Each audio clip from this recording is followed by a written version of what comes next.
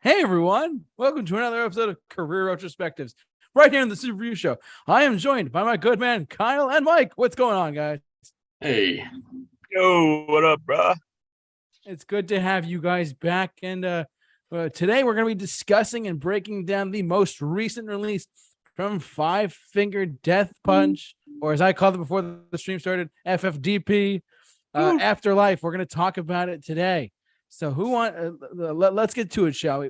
Kyle, why don't we start with you? What was your overall initial impressions and whatnot going into the latest Five Finger Death Punch album? yeah. So after their last album, Fate, I was looking forward to what they were going to do. I thought Fate was a big step up from the album that preceded that one, and Justice for None. I thought they were going in the right direction. That album, I believe, was their first one without drummer Jeremy Spencer, but I didn't think it was felt the loss on that one. So going into this one, I was hopeful that they would continue on, if not build on that sound, continue with that sound, which really just the Five Finger Death Punch sound, if we're going to be honest. So I was looking forward to this album. It was actually one of my most anticipated of the year, and it didn't deliver what I wanted, which I'll get into more later when we talk about the songs. But it starts off very promising. The first part of this album is so good, and then it goes downhill pretty quick and stays there for a while before picking it up towards the end. This album being the first album without guitarist Jason Hook, something feels missing from it, and I don't know if we can attribute that to the missing members or not. It just feels like, even by Five Finger Death Punch standards, it feels like a sterile, generic, stereotypical lyrics for the most part. And then in the weeks leading up to this, I saw Ivan talking about how this was going to be his favorite. This was his favorite album they've ever done, and he wasn't just saying that, which I never believed. But I was like, oh, you know what? He's sober now. Like, he's gone through a lot of changes recently. I'm sure a lot of good will come out of that in terms of like lyrics, and just didn't get that. Production feels flat in parts. Weird nu metal influence on a lot of the songs. My biggest issue, though, I think, is the choruses seem to not flow well a lot. They're not catchy. They're just seem to be lacking compared to their original material. So that's where I stand on this one. It's a little bit let down by it, but it's still a decent album.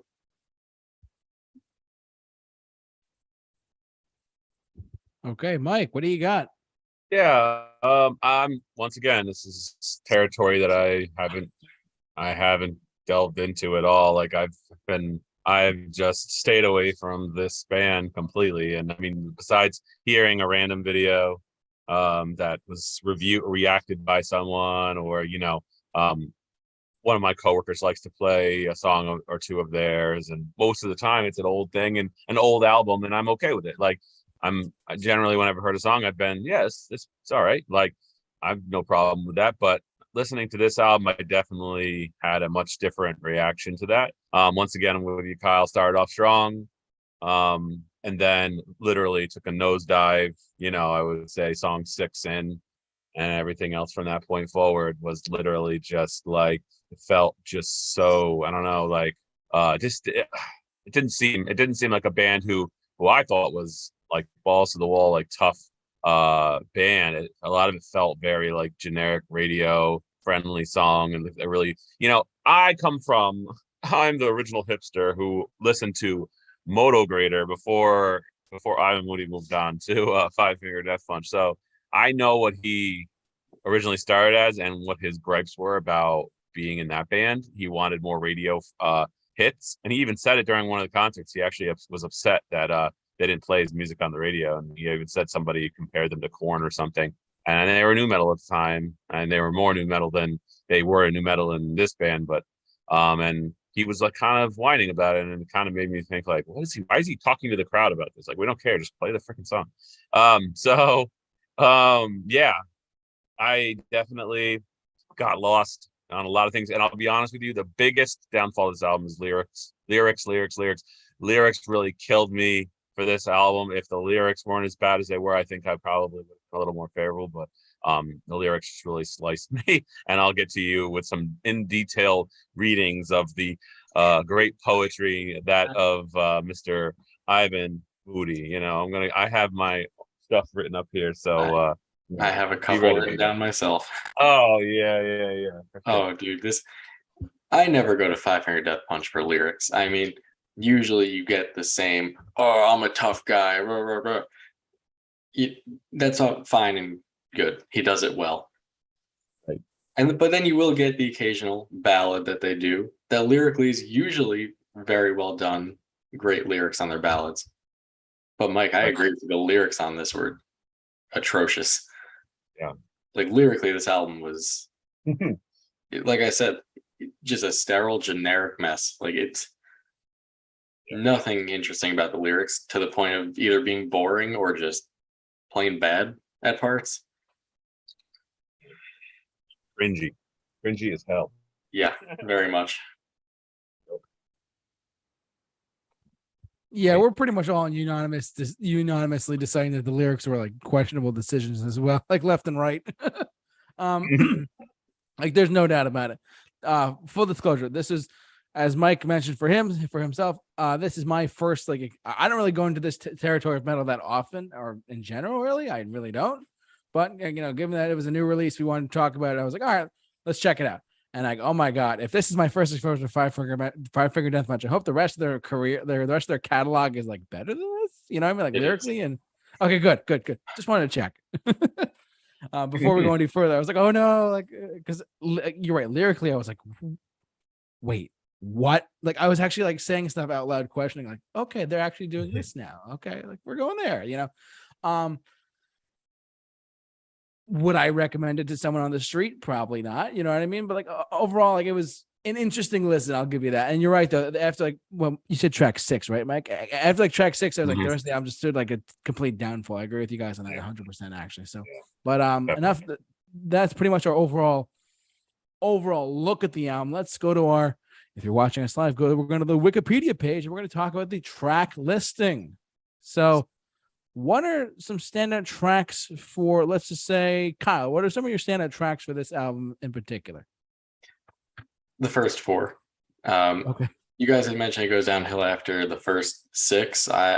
I'm in a bit of disagreement with that. Yeah. I think the first 4... First 5 for me, I mean, 6 is where it starts. Yeah, 6 is where it starts to, it literally dies for me. So God. The first 4 songs are by far the 4 standouts for me. The only 4 that I would put in, like, the way I break, so a little peek behind the curtain for me is the way I do my playlists on Spotify. I have a playlist for everything that came out in 2022. Then if it's really good, I'll move it to a separate playlist for the best songs of the year. Usually each album by a band that I've followed for their entire career has a big handful of songs that go onto there. Only the first 4 from this went on to there. I actually think that the first 4 are all either 9 or 10s. For me, I really like them. It starts off giving us that, the aggression that Five Finger Death Punch is known for, and they do it very well. And then times like these give us that great ballad from them. They do those very well normally. Right after that, Pick Up Behind You is my least favorite thing on this album. Oh wow. I hate that song. Specifically because of the line that repeats multiple times, and we're talking about lyrics here. I've forgotten how heavy you are. And it is so prominent that the first time I was listening to it, my fiance was in the car and we both stopped and just started cracking up because it's just Ivan saying, I've forgotten how heavy you are, and then pausing for a little bit before continuing that. Makes me laugh every time. Also just not a big fan of the electronic, little bit of electronic nu metal influence going on that one. I know nu metal is making a comeback and most people are doing it well, but I think that they took the parts of nu metal that people want to get away from and used it. Judgment Day is also my second least favorite on here. Weird hip hop beats on there. Him attempting to do like some tough guy rap on it, just not great.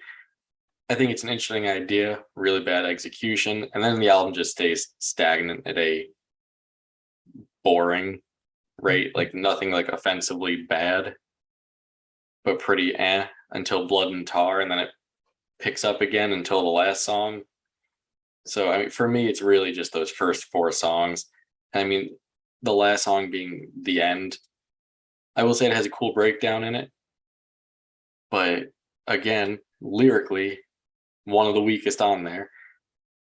Repeating the lines a couple times, it's never over until it's over. Stupid line. Profound lyrics. Profound. Very profound. I also want to point out the song All I Know, which I think is a pretty good song, actually. But the intro vocals are almost copy and paste. Like the da da da's are almost copy and paste from The Memory Remains by Metallica. Almost copy and paste from it. I do like the chorus of that song a lot, but that's about where it ends. Really just questionable choices here. It's like a roller coaster for me. It starts off super high, gets really low, rides it out for a bit, has another tiny peak, and then goes back down. Yeah. And Gold Gutter. I like how stupid and fun it is. It's an absolutely ridiculous song, I'm going to be honest, but it's entertaining. Oh boy. Mike, talk to us. Oh, well, buckle up, boys, because ticky tasket, it's time to burn the casket. It's time to burn the casket on this one. All right. My God, boy. what can I say about this album that's not being said? That it's a great album. But anyway, wow. It just, man, I felt like this was a mess. I feel like it very few and far between times that this album allowed the band to play and actually do music like that they wanted to do. Like, I literally found myself going, okay, where's the breakdown? The only freaking breakdown that they had was, I believe it was in Rolled in Bones. I believe that was the only song that actually had a conscious breakdown, and it wasn't even a good breakdown. The End had one. The last song, The End had one. I thought that was pretty cool, but it doesn't really fit in with the song. Right. By the time I got there, I'd be honest with you, I was at the end of my rope. I was like, I was just like, God, I can't even pay attention to the things that they're doing. And so like, when they had the time to rip out some solos and actually shred, it was actually pretty decent. And I was like, why aren't they letting this band play? Like, let this freaking band play. And that's the problem with it, is that Ivan Moody's the emphasis on his choruses, the emphasis on his vocals, and accommodating the vocals while they're happening, instead of like the music being the shining force and the vocals kind of accommodating to it. It's the other way around. And I think they know what they have. I mean, I've seen so many posts. This guy's got the greatest voice. He's got a golden voice. Like, and when a band is told that, and this is where I come back to the internet being an unfortunate intervening force in the music world, is when the internet chants things, the artist begins to change what their focus is, because they're trying to, it's like a advertising focus group. They're saying vocals, guys, bring the vocals, like, let's tone down this stuff and let's bring the vocals. And that's exactly what I felt like. It was like, man, we got to like really try to capitalize on these choruses. And while the choruses I thought were actually pretty decent, where I kind of differed from you, Kyle, in at least the first, like I said, 5 songs, I actually didn't mind the song you were talking about, the heavy one. But now that I think about it, it is ridiculous, like him repeating, I didn't realize how heavy you are. And I kind of think that's funny, because like, I mean, I hope he's not saying that to his girlfriend, because man, he'll be sleeping out on the couch. Right? That one. Yeah. Like, dude, relax, bro. God. Yeah. But I think majority for me, lyrically, his thing was an absolute little kid who doesn't want to go to church, doesn't want to brush his teeth, eat his vegetables, and take his vitamins. He's like, no, you know, like, oh my God, the one that had me dying was the one where he's like, I'd like to thank the Bible for giving me sin. He yells out at the end, like, what? Like, that was like the most ridiculous outburst ever. And then he was just like, I'd like to thank you for spitting on my grave. But I know it makes you sick, but I'm alive. Why did you dig your grave and put a stone and cover it if you're still alive? I don't believe that's a correct way to bury yourself. Nice, use of like metaphorical speech. It's my grave, I'm dead. Like, okay, we get it. And then I also want to play a drinking game with this album. Every time he mentions angels and devils or hell and heaven, you have to drink. I mean, if you guys are down for this, I'd like to pass out and never be able to feel my face and or arms, body ever again. But yeah, I'm down for it if you guys are, because like, You yeah, might as well have a medic on hand to pump your stomach on like just right away. That's Yeah. Straight up. right. he's been doing that since like 4 albums ago. It's such an overused theme in his lyrics now that it's laughable at this point. Like, find something else. Yeah. Find another metaphor. Yeah, I'd rather face the wrath of angels than the devil in the mirror. I've never seen an angel, but I know the devil. He told me I'm fine. It's just like, I think the devil, the God's laughing, the devil, blah, blah, blah. One of the lyrics I thought was hilarious was, I'm a bully beating reaper, cheating supervillain, king of the heathens. It's so like Slipknot, like early lyrics, but bad. Like you were saying that, like that time of new metal back in the day, like when Corey Taylor was like a lot cheesier with his kind of rapping stuff, and like every white guy wanted to rap and like would use like little things like this. Literally, it screams, this. So just to go back to the review, since I got off on that major rant, my top song was Afterlife, followed by like Blood and Tar, Welcome to the Circus. After that, I mean, I literally Judgment Day and Gutter, which was one of the most embarrassing songs, and then Thanks for Asking were my top lowest songs, 3 out of 10 on those. And then like literally it was just so lyrically embarrassing, and like I wanted more breakdowns. And if anyone's ever listened to a band called Upon a Burning Body, Yeah. I would have hoped that this band would have been able to crush me with some major breakdowns or at least something. And I got nothing from this album, absolutely freaking nothing. And I wanted to be crushed by that. And they just literally took the road of hey, here comes a chorus with his vocals. Cool. I went back and started listening to some random songs from their original albums. Once again, I have no experience in this whatsoever. And I was like, okay, like this one actually kind of shreds my face off a little bit. And I like that because this one just spent so much time sounding like at least one of the songs, I can't remember which one it was, it starts sounding like an R&B song in the beginning. I'm just like, what the heck is this? Like, it's not Five Finger Death Punch. It's the album cover. You'd think you were listening to like, Bobby Brown or something. It was like, what the heck's going on? Yeah. So it was a mess. I will say, Mike, that the first talking about going back to older songs, those first 3 albums by them are really like 3 like what I think are in the future going to be looked at as like modern metal classics. Those first 3 albums before they became essentially the Nickelback of metal, all fantastic. Before they were a meme band for dudes that punch holes in drywall. I like them a lot, but hey, my name is Kyle. I'm kind of that demographic, I guess. But no. I wonder you worked at Home Depot. You can fix drywall. Exactly. Yeah, there you go. But the lack of guitar solos on this album too. Yeah. Really disheartening. Because that was, again, something that they used to do so well. And their like aggression back in the day felt natural. I feel like now it's like, all right, you're like a 40-something-year-old man, and your lyrics sound like they were written by a 20-year-old. Like, come on. Yeah, 100%. Look, Kyle, ticky tasket. It's time to burn the casket. It's time to burn this mother effer down. Okay. Look, that's all I gotta say. Look, I'm gonna start saying that randomly to customers I work with at my job. So you're telling me that you don't like the first song on the album having the lyrics "ticky tasket"? Yeah, absolutely not. I almost felt embarrassed. Like, what, a tisket, a tasket, a pink and yellow basket? What are we, like, in grade school or what? Like, I mean, what the hell's going on here? Oh my God. Head in the sand. Mm-hmm. Oh, I'm just cracking up. I'm just cracking up at this point, dying over here. Like need I say more? Yeah, right. You know, need us to say more?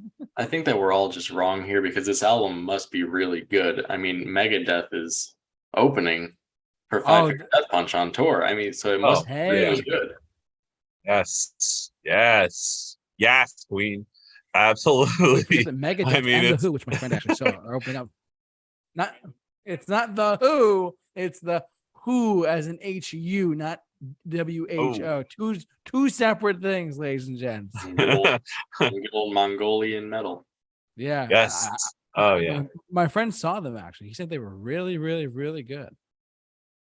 So, well, see, that is actually a beautiful thing, though, for those who aren't a fan of Five Finger Death Punch. Nothing says a better show than being able to get to the car early and get out of there before everyone starts leaving. No, it really is like oh man, I get to see Megadeth and I don't have to sit through Five Finger Death Punch. That, sir, is great as a great time at a concert. Are you telling me, Mike? Are you telling me that I could go see them at Jones Beach later on this month at some point, or next month, or whatever, whenever they're coming? And are you telling me I could see the Who again, the HU Who, and right. I could see Megadeth, and then I could just leave to go home? That's great. Absolutely. Get in that car, great. You may get home. Yeah, exactly. Forget the main act. Just go stay for the two opening acts. Why not? That's there you go. Right. Exactly. I'm cracking up over here. I really don't need to say my own opinion because all three of us are pretty much in this unanimously, like straight up. Like we're all like, oh, this started out strong, and then it went like tanking downhill, and then it's like up a little bit here and there, and then it's down. This is just a mess from start to, I mean, the first four songs, at least we all can agree are killer. But then after that, you're like, what? And how can we forget the lyrics? I mean, I'm forgetting some of them a little bit, but I'm glad you guys took notes because some of the lyrics in this was like, I was literally like, I thought they were supposed to be like a hardcore metal band. What's going on? Right. Literally, like, you're so heavy. Wait, what'd you say? Was it "You're So Heavy"? What was that one? I've forgotten how heavy you are. Wasn't that from Linkin Park? That's like Linkin Park, right? That's like you haven't seen someone since like 5-10 years ago, and you're like, I forgot how heavy you were. Like, oh. I forgot how heavy you are. What? Oh, and then I'm just referencing the new Five Finger Death Punch album. I'm not talking about you. Don't worry. Mike, I know you mentioned this song before, but I actually wrote down a note about lyrics from Thanks for Asking. The line, corniest line, she gave us our wings, but never taught us to fly. Yeah. That made my heart sink a little bit. Oh, and that Ivan Moody saying that God is a girl, that she's not doing good is gonna just light a flame under the feminist movement.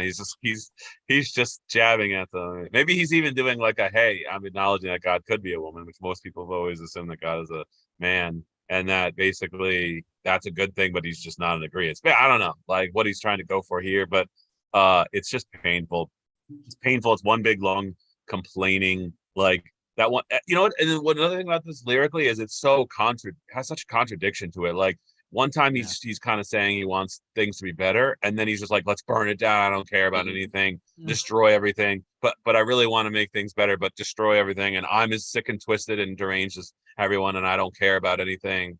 And it's just like, dude, like you're so like, first of all, pop a couple pills here before the album, before you start writing, you know what I mean? Like that way you're stable and we can get a better understanding of what's going on here. Like, so I think and this is just speculation, of course, but I have a feeling that we only get these aggressive songs like the I'm angry songs because he's given himself that reputation at this point. And I feel like that shows through a lot, like in the corniness.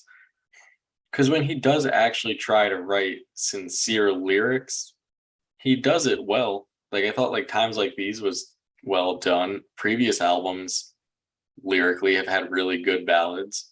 And I'm sure that now at this point in his life where he's actually not angry all the time, I'm sure he'd want to do more of that. But at this point, if they put out a whole album like that, their fans are going to be like, I can't punch holes in drywall to this.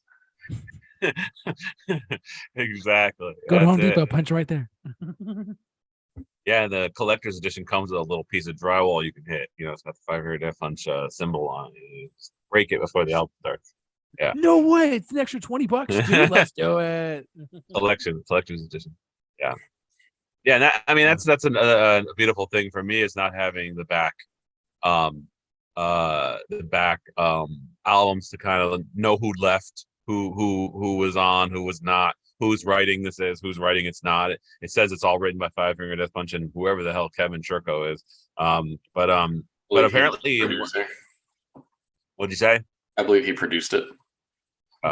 The on-air psychologist that Ivan Moody sits down with before they he's just like, all right, we're gonna bring Ivan into the room, everybody don't make eye contact with him.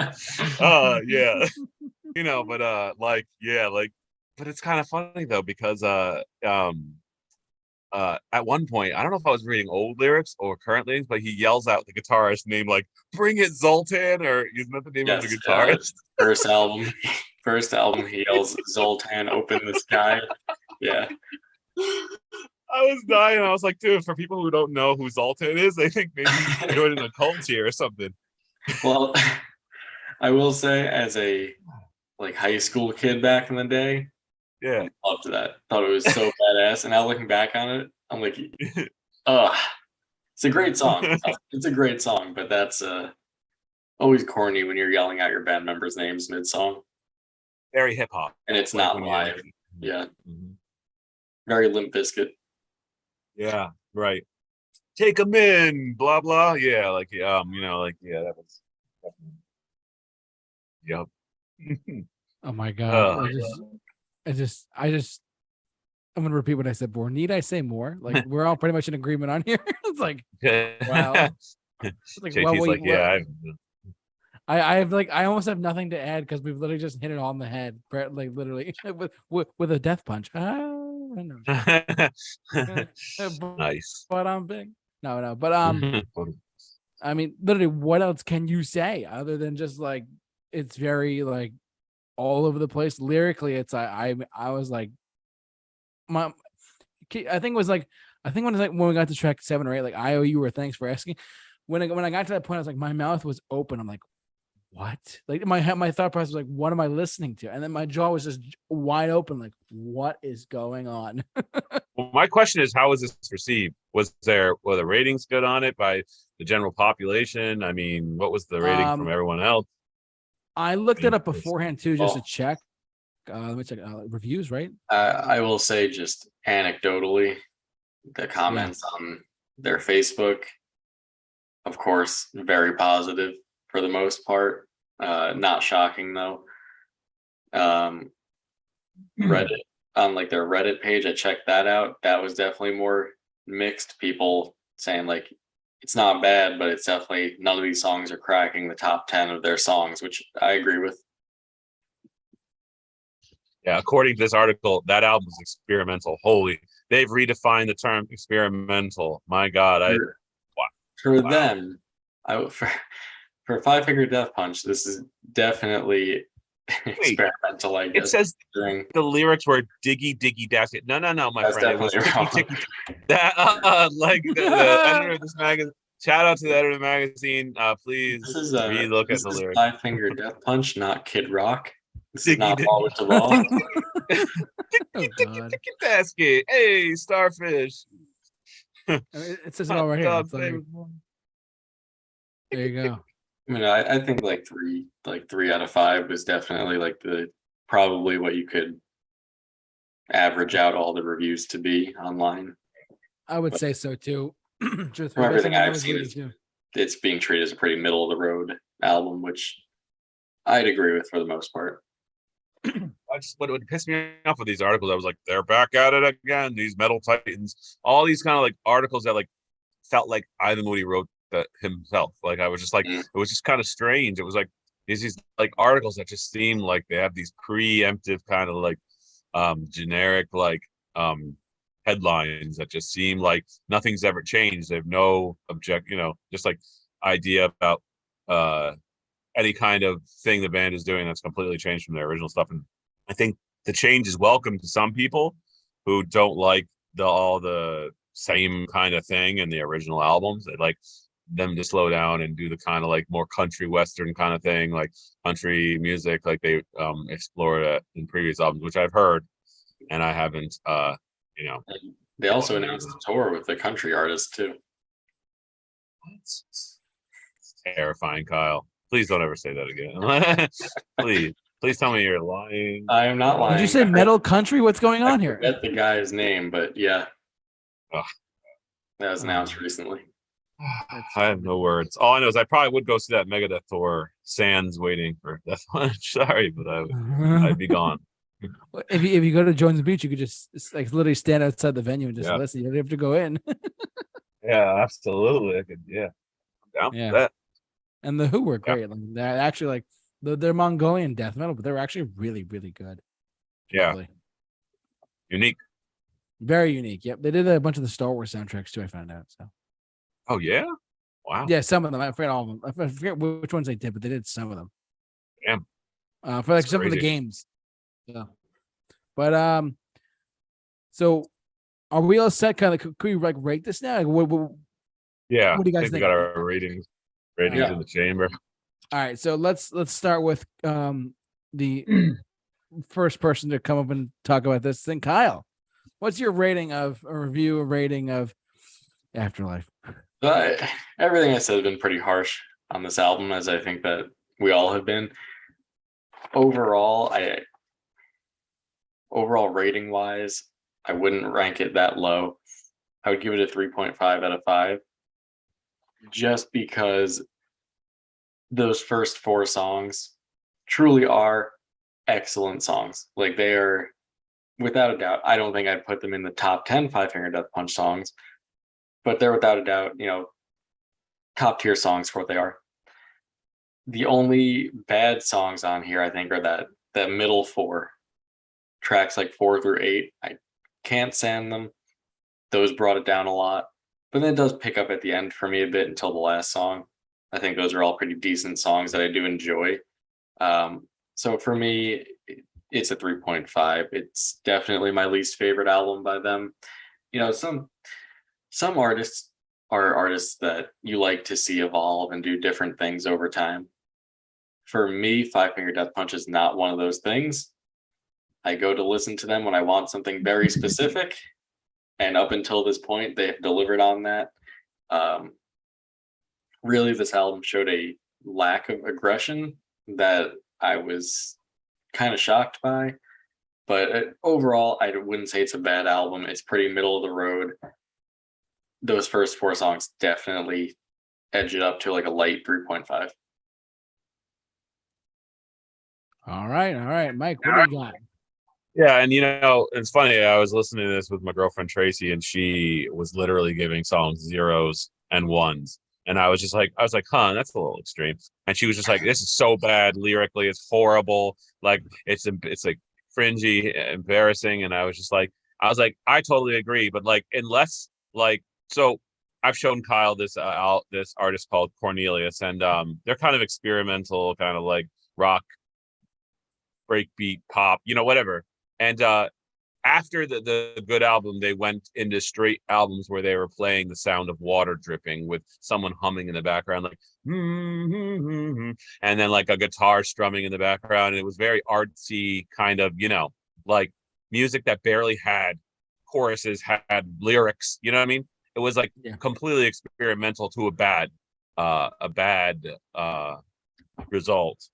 And that's the only time I'll give songs 0s. Like, if they literally don't have the structure of a song, I give them a 0. So I gave this album a 2.5 out of 5. I could have gone lower lyrically.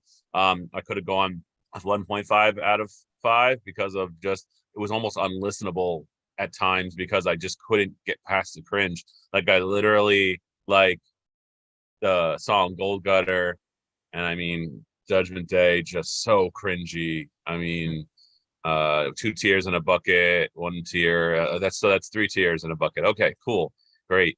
It's just like the lyrics were like nursery school rhymes. One day, like it was just horrible. So I was like, but then I went back and listened to it musically, and when the music can happen, it's okay.